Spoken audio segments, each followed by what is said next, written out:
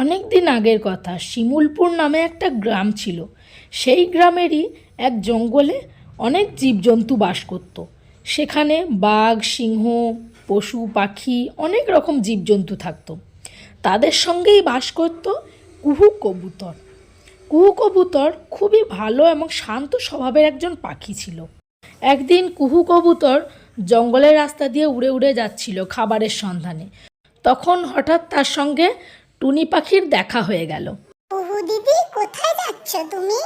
আর কি বলবো টুনি বোন, বেরিয়েছিলাম খাবারের সন্ধানে, কিন্তু এখন দেখছি আমার পেটে প্রচন্ড ব্যথা করছে। ও আচ্ছা কুহু দিদি, তোমার মনে হয় ডিম পাড়ার সময় হয়ে গেছে। হ্যাঁ টুনি বোন, আচ্ছা আসছি, পরে দেখা হবে।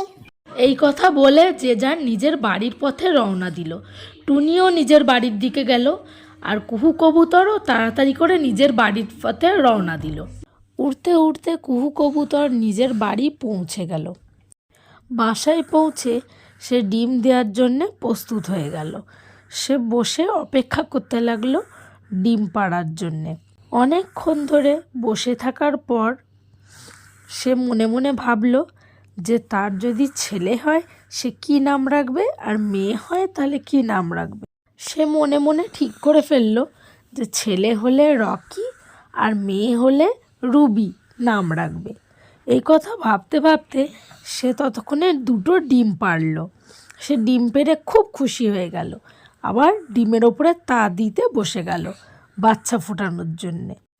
কুহু কবুতর অনেক দিন বাড়ির বাইরে যায়নি বাচ্চা ফোটানোর জন্যে। তারপর একদিন তার ডিম থেকে বাচ্চা বেরিয়ে এলো, আর কুহু কবুতর তখন খাবারের সন্ধানে বাইরে বের হলো তার ছোট ছোট ছানাগুলোকে রেখে। অনেকক্ষণ হওয়ার পর তখনও কুহু কবুতর ফিরে এলো না। ততক্ষণে বাচ্চারা তার বাসা থেকে বেরিয়ে ঘরে ঘোরাফেরা করতে লাগলো। কুহু কবুতর যেমনটা ভেবেছিল ঠিক তেমনটাই হয়েছে। তার ডিম থেকে একটা ছেলে এবং একটা মেয়ে হয়েছে। ততক্ষণে তারা মা মা করে ডাকতে লাগলো, কিন্তু এদিকে কুহু কবুতর বাড়ির বাইরে বের হলো খাবারের সন্ধানে। তার কিছুক্ষণ পর তখন তার ঘরে এলো কুহু কবুতরের বাবা আর মা, মানে ছোট ছোট বাচ্চাদের নানা এবং নানু। নানি কবুতর ছোট ছোট ছানাদের কথা ভেবে মুখে করে দানা নিয়ে এলো, যাতে ছোট ছোট ছানারা তা পেয়ে খুশি হয়ে যায়। তারপর কিছুটা পথ ওড়ার পর ওরা পৌঁছে গেল কুহু কবুতরের বাড়ি। কুহু কবুতরের বাড়ি গিয়ে দেখলো যে তার ছানারা ঘোরাফেরা করছে ঘরের ভেতরে, কিন্তু কোথাও কুহু কবুতর নেই। তখন তার নানা এবং নানু কুহু কবুতরকে অনেক করে ডাকলো। মা কুহু, মা কুহু, কোথায় তুমি? দেখো তো কে এসেছে, তোমার বাবা মা এসেছে। কোথায় তুমি? এই নাও সোনারা, খাবার খাও, তোমাদের অনেক খিদে পেয়েছিল তাই না? নানি নানু, আমরা বাইরে খেলতে যাচ্ছি, ঠিক আছে? ঠিক আছে ছোট্ট সোনারা, বেশি দূরে যেও না।